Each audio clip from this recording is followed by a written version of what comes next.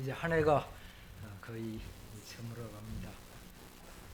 그래서 이제는 우리가 여호와께로 돌아가는 일이 필요하겠다 그런 생각이 듭니다. 제가 어렸을 때 그 저녁 늦은 시간이 되면은 청소년 여러분 이제는 집으로 돌아갈 시간입니다. 그러한 방송이 나왔습니다. 그걸 아마 기억을 하고 계실 것으로 생각합니다. 이제는 우리가 여호와께로 돌아가야 되겠다 하는 그러한 생각입니다. 말씀을 보시겠습니다. 예레미야가 3장 40절 말씀 함께 읽어보실까요? 우리가 스스로 우리의 행위를 조사하고 여호와께로 돌아가자. 예레미야는 하나님께로부터 받은 그러한 기별을 남방 유다 백성들에게 눈물로 호소하면서 그들이 살 길을 제시했습니다. 이제 애굽을 의지하지 말고 바벨론의 항복에서 구원을 받으라고 하는 것입니다. 그런데 이 백성들은 그 말씀을 듣지 아니하고 자기 고집대로 애굽을 의지하고 바벨론에 대항함으로 인해서 그들은 포로로 잡혀가 갖은 수모를 겪을 수밖에 없게 된 것입니다. 그때 이 예레미야는 이 말씀을 하는 것입니다. 이제 지금이라도 우리가 여호와께로 돌아가자. 그런 간절히 기도하면서 그들이 하나님께로 돌아갈 가능성이 있다고 확신을 하면서 그렇게 하였습니다. 이제 또 말씀을 보시겠습니다. 선지자 5왕 307, 308쪽입니다. 같이 읽어보십시다. 세상의 영적 빛이 되었어야 했을 사람들의 완고한 죄에 대한 선지자의 슬픔, 곧 시온의 운명과 바벨론으로 사로잡혀간 백성의 운명에 대한 그의 슬픔이 여호와의 권고를 버리고 인간의 지혜로 돌아가는 어리석음의 기념비로서 쓴글 에가서에 잘 나타나 있다.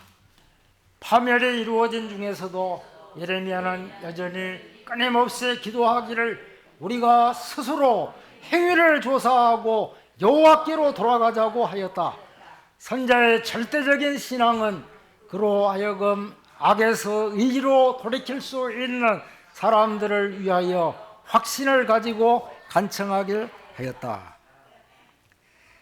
이렇게 예레미야는 그 무지몽매한 백성들을 잊어버리지 아니하고 그 외국 그 어려운 환경 가운데서라 할지라도 그들을 하나님께로 돌아갈 때 그들에게 살 길이요 구원이 된다고 하는 말씀을 하고 있습니다. 우리는 어떻습니까? 이제 우리 스스로 자신을 돌아보고 참으로 하나님의 말씀을 듣지 아니하는 사람을 잊어버리지는 않았는지 모르겠습니다. 우리가 이제 그들을 생각하면서 다시 하나님께로 돌아가자고 하는 그러한 호소와 함께 우리 자신도 하나님께로 돌아가야 하겠다고 생각이 듭니다. 이 성경에는 BC 8세기에 그 선자들에 대한 이야기가 많이 나옵니다. 요나에 대한 말씀입니다. 요나도 785년부터 760년까지 활동을 한 선지자입니다. 이제 요나서 2장 4절 봅니다. 내가 말하기를 내가 주의 목전에서 쫓겨났을지라도 다시 주의 성전을 바라보겠다 하였나이다. 우리는 이 요나서 짧은 그러한 4장으로 된 말씀입니다. 소선지자서에 나오는 이 말씀 가운데서 우리는 요나의 행적을 잘 압니다. 그가 하나님의 기별을 받고 니느웨로 가서 복음을 전하라고 했지만은 그는 그렇게 하지 아니하였습니다. 이제 그들이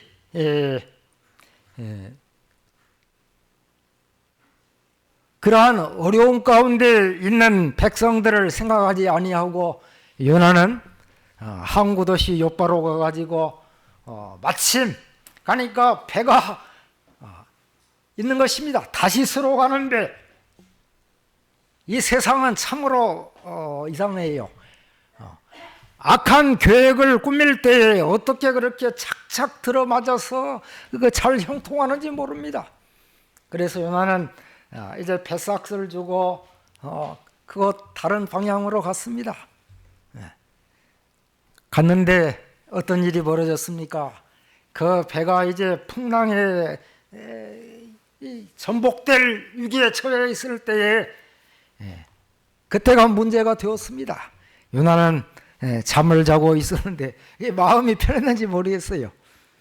그 사공이 요나에게 기도하면서 자기가 그렇게 하지 아니하고 이제 그들은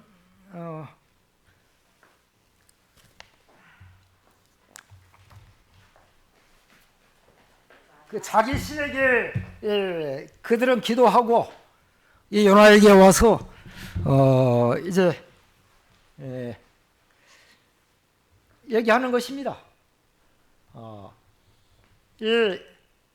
너의 신, 너의 하나님께로 가서 이제 기도하고 그러면 혹시라도 너의 하나님께서 우리를 구원해 주실 것이 아니냐.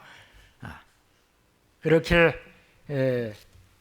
이 요나에게 말을 합니다. 그런데 이 요나가 참 그 하나님의 기별자로서의 그가 소명을 다했으면 다행입니다만은 그러지 못했어요. 저는 이 암택교회 침례식을 생각하면 요나 생각을 하게 됩니다.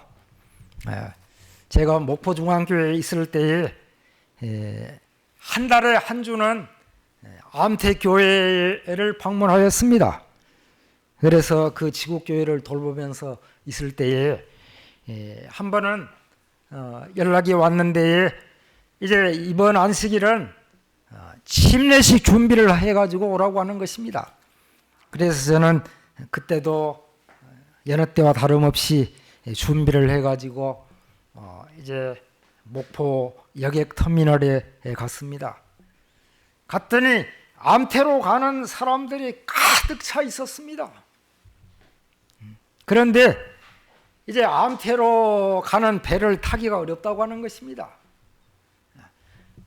날씨가 좋지 않아서 이제는 아주 급박한 사람만 암태로 들어갈 수 있고 배 한 척만 가게 되는데 보통 사람들은 못 간다고 하는 것입니다. 그래서 이제 기다리고 있는 성도님들을 생각하면서 암담했습니다. 그러는 중에 갑자기 머리에 스쳐오는 생각이 있는데 그 지키고 있는 사람한테 가서 얘기를 했습니다. 제가 예식을 해야 되는데 갈 수 없겠느냐고 그러니까 이 사람이 결혼 주례식을 하려고 하면은 가야 됩니다 그러면서 들어가라고 하는 것이에요. 그래서 저는 뭐 뒤돌아보지 않고 그대로 들어갔습니다. 들어가서 배를 그 안에서 배삭스를 주고 이제 가는데 이 아니나 다를까 엄청난 바람과 이 파도가 얼마나 거센지 이 배가 요동하는 것입니다. 그때 저는 연화 생각을 하게 됐습니다. 그리고 이 선장에게 가서 거짓말한 목사 때문에 이 배가 이제 파선하려고 하니 이 나를 바다에 던지라고 그렇게 할 뻔하였습니다. 그런데 이 요나도 이제 이 어려운 공경에 처해 있습니다. 세상 사람들은 하나님의 백성을 아주 높이 삽니다. 그래서 기도를 요청하고 했는데, 그러나 이 되지 않는 것입니다. 계속 배가 이제 풍랑에 아주 파선하려고 하니까 어찌할 바를 모릅니다.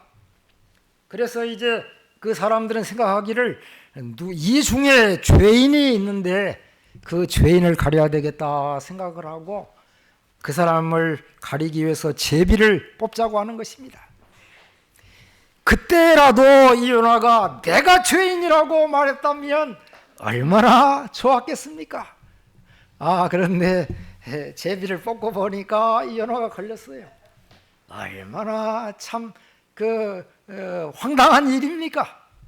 세상 사람들을 복되게 해야 할 사람이 이제 자기가 이 사람들에게 아주 좋지 않은 일, 재앙을 일으키는 일을 하고 있으니 참 어려운 형편에 처해 있었습니다. 그래서 이제 요나는 내가 이제 잘못했으니 나를 바다에 던지라고 그때서야 이제 얘기한 것이죠. 그러나 세상 사람들은 그렇게 나쁜 사람들만은 아닙니다. 요나를 살려보려고 얼마나 애를 썼습니까? 아무리 해도 되지 않으니까 할 수 없이 요나를 집어 던졌지요. 그러나 하나님께서는 큰 물고기를 준비시키시고 이 요나를 보호하셨습니다. 그래서 이제 요나 2장에는 요나가 회개하고 하나님께로 돌아가는 말씀이 나옵니다. 그리고 3장에는 하나님께서 다시 요나를 택하시고 기회를 주셔서 니느웨에 가서 복음을 전하라고 할 때 요나는 이제 하나님의 말씀을 순종하고 하나님께 돌아간 이 요나 덕분에 니느웨의 수많은 사람들이 구원함을 받고 요나는 위대한 선지자가 될 수가 있었습니다. 사랑하는 우리 성도님들, 우리도 이 요나와 같이 그러한 많은 실수를 하는 사람들입니다. 그러나 하나님께로 돌아갈 때 거기에는 해답이 있습니다. 이제 우리가 하나님께로 돌아가야 되지 않겠습니까? 호세아 부인 고멜입니다. 2장 7절 봅니다. 그가 그 사랑하는 자를 따라 갈지라도 미치지 못하며 그들을 찾을지라도 만나지 못할 것이라. 그제야 그가 이르기를 내가 본 남편에게로 돌아가리니 그때의 내 형편이 지금보다 나았음이라 하리라. 이 호세아도 BC 760년부터 740년까지의 활동한 선지자입니다. 그 당시에 전 이스라엘이 부도덕하고 음행한 백성 중에 이 고멜도 그 중에 한 사람이었습니다. 고멜이라는 말은 금물이라 하는 말인데 완성하는 것, 성취하는 것 이러한 말입니다. 고멜로 표상된 이스라엘 백성들에게 인간적인 열심과 욕망은 아무 소용이 없다고 하는 것을 여기에 분명히 말씀해 주고 있습니다. 문자적으로는 추적하여 잡다. 그러나 그들은 아무리 세상 것을 잡으려고 해봐도 아무것도 없는 공허한 빈 공기밖에 잡을 수밖에 없는 그들이었습니다. 그러한 공공한 그 여인 이스라엘을 말씀하시면서 호세아 2장 5절에는 그들의 어머니는 음행하였고 그들은 임신했던 자는 부끄러운 일을 행하였나니 이는 그가 이르기를 나는 나를 사랑하는 자들을 따르리니 그들이 내 떡과 내 몸과 내 양털과 내 상과 내 기름과 내 술들을 내게 준다 하였음이라. 그렇게 말하였습니다. 그러나 이제는 이러한 것이 아무 소용이 없다고 하는 것을 깨닫게 됩니다.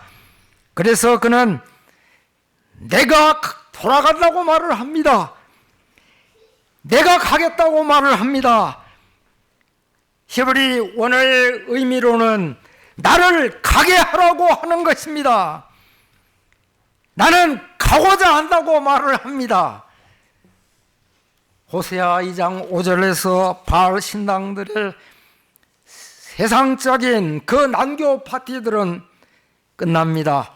2장 7절에 살아계신 하나님의 더 좋은 분, 첫 번째요 유일한 첫 남편에게 돌아가겠다고 하는 그러한 말씀을 하게 됩니다.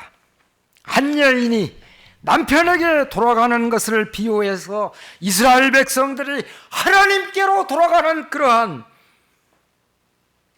귀한 기별의 말씀을 하고 있습니다. 온 나라 백성들은 구원하시고자 하시는 하나님의 그 사랑에 이끌려서 하나님께로 돌아가는 놀라운 역사가 이 호세아서에 나오고 있습니다. 온 인류를 사랑하시는 하나님, 만 백성을 구원하시고자 하시는 하나님, 이제 그들은 하나님께로 돌아가게 되었습니다. 사랑하는 우리 성도님들, 이 험난한 세상 가운데서 우리가 하나님께로 돌아가야 하지 않겠습니까? 이제 베드로입니다. 마태복음 26장 75절입니다. 이에 베드로가 예수의 말씀에 달 울기 전에 내가 3번 나를 부인하리라 하심이 생각나서 밖에 나가서 심히 통곡하니라 그랬습니다. 우리 주님께서 이 땅에 오셔서 33년 반 동안을 사시고 이제 제 아들과 함께 3년 반 동안 생활하시면서 사랑하는 제자들을 양육하시고 그들을 이 세상의 기별자로서 하나님의 교회를 든든하게 할 자들로 세우셨습니다. 그런데 우리 주님 이제 십자가에 달리실 시간이 되셔서 제 아들을 내리시고 겟세마네 동산으로 가셨습니다. 제 아들을 남겨두시고 베드로와 야고보와 요한을 데리시고 산속으로 더 들어가셨습니다.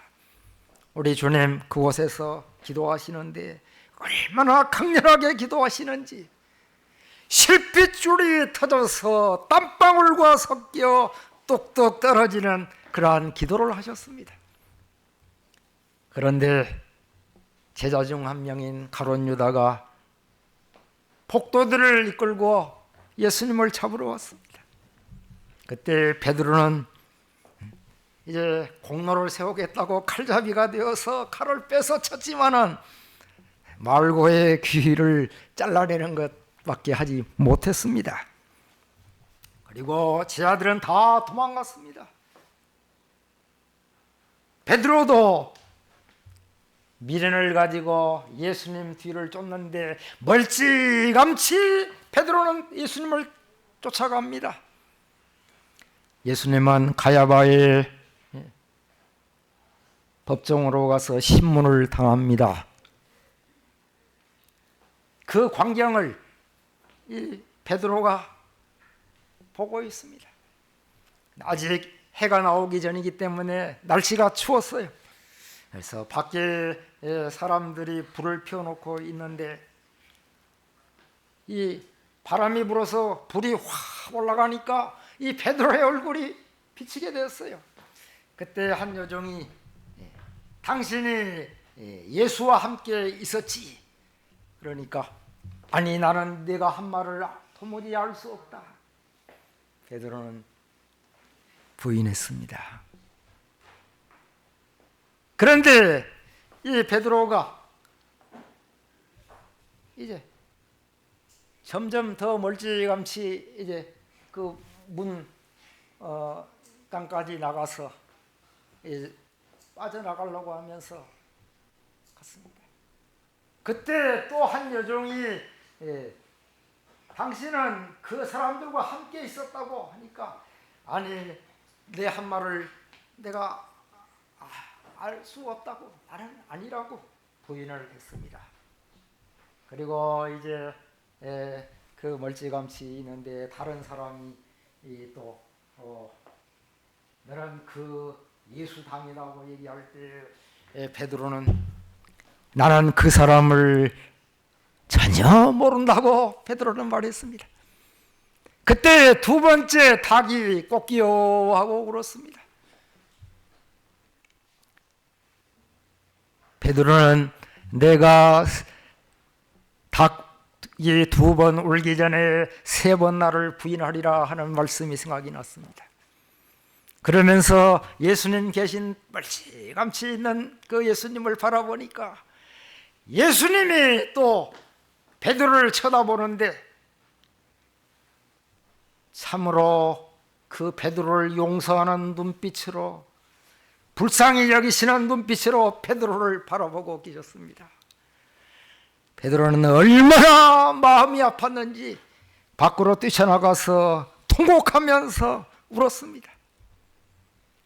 이 베드로가 하나님께로 돌아갔을 때에 위대한 사도가 되어서 놀라운 일을 이루게 되었습니다. 사랑하는 우리 성도님들, 우리도 이 베드로 못지않게 예수님을 부인한 적이 얼마나 많습니까? 우리가 이제 하나님께로 돌아가야 하지 않겠습니까? 주님 십자가 옆의 한 강도입니다. 누가복음 23장 42절 이르되 예수여 당신의 나라에 임하실 때에 나를 기억하소서. 저는 우리 주님 그 십자가 처형하는 행사에 가보았는데 참으로 아주 악랄한 일들이었습니다. 어느 4월달 92년 4월입니다. 그때 저는 필리핀에서 공부하고 있으면서 그 십자가 처형을 하는 행사를 한다고 하는 소식을 듣고 몇 사람과 함께 그곳에 가보았습니다. 갔더니 예수라고 하는 사람이 등장을 했는데 우통을 딱 벗고 이 등은 칼로 그어가지고 피가 흐르는 것처럼 보였습니다. 그리고 얼굴은 온통 피로 얼룩져 있었습니다. 그 예수를 이 병장들은 채찍으로 치면서 이 십자가 처형 장소로 데리고 갑니다. 십자가 처형 장소에서 이제 예수님을 못 박는데 팔에다가 가죽띠를 떼어가지고 그 가죽에다가 못을 박았습니다. 그리고 옆에 창으로 옆구리를 찌르는데 풍선을 달아가지고 그 풍선을 찌르니까 거기서 피 같은 것이 확 흘러나왔습니다. 우리는 그 예수님 처형당하는 그 모습을 보면서 참으로 너무나 마음이 아팠습니다. 그런데 예수님 십자가에는 좌우에 강도가 달려 있었습니다. 지나가는 사람들이 이 예수님을 모욕하고 욕하면서 지나갔습니다. 두 강도도 예수님을 욕했습니다. 그런데 한 강도는 그 마음에 회개하는 마음이 일어났습니다. 그가 예수님이 천국 복음을 전하는 것을 보면서 그는 그 생각을 하게 되었습니다. 이분은 참으로 하늘에서 오시는 생명의 주님이라고 하는 것을 깨닫게 되었습니다. 그래서 자기의 죄를 회개하고 우리 주님께 당신의 나라가 임하실 때 나를 기억해 달라고 그런 예수님께 간구했습니다. 우리 주님은 내가 나와 함께 낙원에 있게 되겠다고 확신의 말씀을 해주셨습니다. 사랑하는 성도님들, 우리 또한 이러한 하나님께로 돌아갈 때 우리의 구원의 확신, 또 이 세상에서의 기쁨과 평안의 삶, 이러한 삶이 되어야 하지 않겠습니까? 잃어버린 아들입니다. 누가복음 15장 18절 19절입니다. 내가 일어나 아버지께 가서 이르기를 아버지 내가 하늘과 아버지께 죄를 지었사오니 지금부터는 아버지의 아들이라 일컬음을 감당하지 못하겠나이다. 나를 품꾼의 하나로 삼아 주소서 하리라 하고, 제가 그 서울 영화홍 교회에 있을 때에 교회에서 용문사로 가서 그곳에 여러 곳을 둘러본 적이 있었습니다. 그래서 이제 그곳에 가니까 2100년 된 그 은행나무가 있었습니다. 그 은행나무를 보고 내려오는데 이 한과 파는 가게가 있었어요. 그 앞에 한 아이가 울고 있고 또 사람들이 웅성웅성하니 어수선하게 있었습니다. 가서 보니까 이 어린아이가 길을 잃어버렸다고 하는 것입니다. 외갓집 식구들과 함께 왔는데 잃어버리고 이렇게 울고 있다고 하는 것입니다. 그래서 한 장로님 가정이 집사님과 같이 이 아이를 달래보다가 이제 그 엄마 전화번호를 기억한다고 해서 전화를 해보니까 꺼져 있어요. 그래서 안 되겠다 하고 이 아이를 데리고 다니다 보면 이제 찾을 수 있지 않겠는가 그런 생각을 하고 이제 이 아이를 데리고 갔습니다. 근데 한 몇 발자국도 안 가서 그 아이의 외삼촌이 나타났어요. 그래 알고 보니까 또 이 외삼촌은 이 장로님과 집사님 한 아파트에 사시는 분이에요. 그래서 참 얼마나 기쁘고 또 이 찾게 돼서 감사한 일인지 이렇게 아주 좋은 일이 있었습니다. 이렇게 잃어버린 아들을 찾는 일은 참으로 좋은 일입니다. 그런데 성경에 이 탕자는 아버지가 살아계시는데 자기에게 유산될 그 상속분을 달라고 요청을 하고 그것을 가지고 이제 자유의 몸으로 먼 나라에 가서 아주 잘 살았습니다. 그때는 참 성공한 것으로 생각했습니다. 그렇지만 이제 그가 그의 돈을 다 써버리고 그의 젊음도 다 써버리고 그의 힘도 다 허비해버리고 이제는 아무것도 없게 되었을 때에 친구들이 다 떠나간 것을 알게 되었습니다. 그 땅에 또 흉년이 더군다나 들어가지고 어찌 살 길이 없어서 이제 어디 가서 좀 일을 해야 되겠는데 하면서 찾는 중에 돼지를 치는 일을 하게 되었습니다. 유대인들이 가장 천하게 여기는 일은 돼지를 치는 일이었습니다. 그런데 그가 그 일을 하면서 바로 하나님께로 돌아가는 계기가 되었습니다. 아버지 집에는 일꾼도 많고 먹을 것도 많은데 이제 내가 여기서 줄여 죽겠다. 그리고 내가 이제 아버지께로 가서 아버지 품꾼으로 삼아달라고 그렇게 해야 되겠다고 했습니다. 그가 그 집에서 나올 때는 주소서였습니다. 나에게 주소서. 그러나 이제 그는 아버지께로 돌아갈 때 나를 삼아 주소서라고 하였습니다. 그의 아버지는 여전히 그를 사랑하고 있었습니다. 그래서 그가 이제 먼 거리에서 있었지만은 알아보고 아버지는 달려나갔습니다. 동양에서 달려나간다고 하는 것은 품위를 떨어뜨리는 일이지만은 그러나 그게 문제가 되지 아니합니다. 하나님은 죄인을 찾기 위해서 달려가십니다. 어떠한 것도 마다하지 아니하시고 그분은 나가십니다. 그래서 이 사랑하는 아들을 안고 이제 집으로 왔는데 그 누더기를 벗기고 가장 좋은 옷을 입혀라 했습니다. 예수님의 의로운 옷을 입혀주시는 것입니다. 그리고 이제는 가락지를 끼우라고 하였습니다. 아들의 그러한 직분을 인정하는 것이었습니다. 그리고 신발을 신기라고 하였습니다. 어떠한 종 노예가 아니라고 하는 것입니다. 아들이라고 말씀을 합니다. 이러한 놀라운 일이 우리 하나님의 사랑입니다. 사랑하는 우리 성도님들, 우리가 하나님께로 돌아가야 되겠습니다.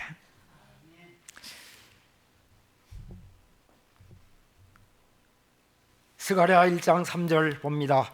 그러므로 너는 그들에게 말하기를 만군의 여호와께서 이처럼 이르시되 너희는 내게로 돌아오라. 만군의 여호와의 말이니라. 그리하면 내가 너희에게로 돌아가리라. 만군의 여호와의 말이니라. 오늘 우리 성도님들한테 소개해드릴 책이 하나 있습니다. 성 어거스틴 참회록입니다. 영혼의 자서전, 신앙의 고백서, 박재천 목사님이 번역한 책입니다. 이 어거스틴 어릴 때 교회를 다닌 사람입니다. 그런데 그가 자라면서 법률학을 공부하고 수사학을 공부하고 철학을 공부하면서 이 하나님에 대한 그 회의가 생기게 되었어요. 그래서 하나님을 떠나고 그가 방탕한 삶을 삽니다. 어느 하루도 이제 자기의 쾌락을 즐기면서 하루 일과를 마치고 잠들어서 일어나 보면 자신이 너무도 허망한 것입니다. 참으로 이 보잘것없는 인생임을 알게 됩니다. 불쌍한 인간처럼 생각이 되었습니다. 그러나 그는 헤어나지 못합니다. 그의 어머니 모니카 간절히 그를 위해서 기도하고 눈물 어린 편지로 여러 번 이 어거스틴에게 호소합니다. 너는 하나님을 찾아야 된다. 그러나 그는 어머니 믿어져야 믿지요. 믿어지도 않는 것을 어떻게 믿습니까? 공허한 소리만 들려왔습니다. 그러한 삶 가운데서 이제 그날 또 지쳐서 잠이 들었는데 꿈을 뀌었습니다. 하얀 백사장을 걸어갑니다. 근데 거기에 한 소녀가 있었어요. 소녀가 백사장 옆에다가 웅덩이를 파놓고 조개 껍데기로 그 바닷물을 담아서 그 웅덩이에 담고 있는 것입니다. 그래서 어거스틴은 소녀야, 너가 아무리 그 바닷물을 조개 껍데기로 떠서 이 웅덩이에, 모래 웅덩이에 담는다 할지라도 그건 채워지지 않아. 그때 아저씨 염려 말아요. 이 웅덩이에 가득 채워질 테니까요. 그래, 그거 봐. 다 밑으로 빠지잖아. 채워지지 않잖아. 두고 보시라니까요. 그렇게 시간이 흐르고 해가 이제 뉘엿뉘엿 지고 깜깜해지기 시작합니다. 이 소녀를 혼자 버려둘 수가 없었어요. 소녀야, 가자. 이제 깜깜하다. 아니에요. 이 물을 채울 거예요. 아니, 가자니까. 어두워져. 그때 이 소녀가 어거스틴의 눈을 바라보기 시작했습니다. 그 어거스틴을 처량하게 여기면서 바라봅니다. 아저씨가 저물어 가고 있어요. 하나님의 그 큰 바닷물과 같은 지혜를 아저씨의 그 조개 껍데기 같은 지혜로 아저씨의 그 다 빠져버리는 웅덩이에다가 어떻게 그 하나님의 지혜를 다 채울 수 있겠어요? 그때 어거스틴은 무릎을 꿇습니다. 믿어져야 믿지요 하던 어거스틴이 하나님의 그 큰 지혜를 어떻게 작은 그 조개 껍데기 같은 자기 지혜로 그 자기 터진 웅덩이 같은 머리에다가 다 담을 수 있겠는가? 그때 어거스틴은 깨닫고 하나님께로 돌아왔습니다. 그래서 성 어거스틴이 된 것입니다. 그래서 하나님 말씀들을 많이 해설을 했습니다. 그리고 이 세계에 아주 유명한 참매력도 쓰고 우리에게 하나님께로 돌아가라고 하는 그러한 말씀들을 하고 있는 것입니다. 이제 우리는 하나님께로 돌아가는 길 10가지를 생각해 보겠습니다. 첫째, 하나님의 말씀을 순종함으로 틀림없는 말입니다. 말씀 순종입니다. 주님을 내 삶의 첫째 자리에 모시는 겁니다. 그래서 어떤 분은 항상 자리를 하나 만들어 놓는답니다. 예수님 자리, 첫째 자리. 셋째, 죄에 대해 통곡하고 자복하며 회개함으로 성령께서 역사하실 때 즉시 응답해야 합니다. 죄인입니다. 나를 구원하소서 하여야 합니다. 넷째, 예수님의 공로를 의지하고 담대히 하나님 앞에 나아가는 것입니다. 우리 하나님은 이제 두 팔 벌리시고 우리를 기다리고 계십니다. 담대히 나아갑니다. 다섯째, 지금도 나를 기다리고 계시는 하나님의 크신 사랑을 생각합니다. 하나님의 사랑은 얼마나 큰 사랑입니까? 완전한 사랑입니다. 우리 부모의 사랑은 불완전한 사랑입니다. 그래도 그 큰 사랑인데 이 완전한 하나님의 사랑은 얼마나 큰 사랑입니까? 여섯째, 하나님의 말씀, 성경, 예언의 안교교과 교회 진함의 오늘을 위한 생명의 양식, 시조와 건강과 건강 등의 이러한 신앙사적을 통해서 우리가 하나님께로 돌아갑니다.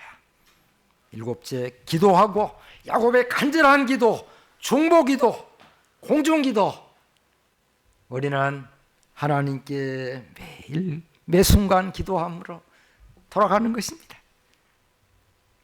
말과 표정, 제스처, 행동, 그를 통해서 우리는 하나님께 돌아갑니다. 이 행동은 의료 선교 사업은 도움이 필요한 자에게 도움을 주는 것이 의료 선교 사업이라고 엘렌 G 화이트는 잘 말씀해 주셨습니다. 우리가 이러한 선교 사업을 해야 되는 것입니다. 찬양을 통해서 하루에 얼마나 많이 찬양을 합니까? 저는 척추사랑 이렇게 하면서 한 3절 정도 노래를 부릅니다. 한 절씩 하면 이 시간이 2, 3분 되니까 맞습니다.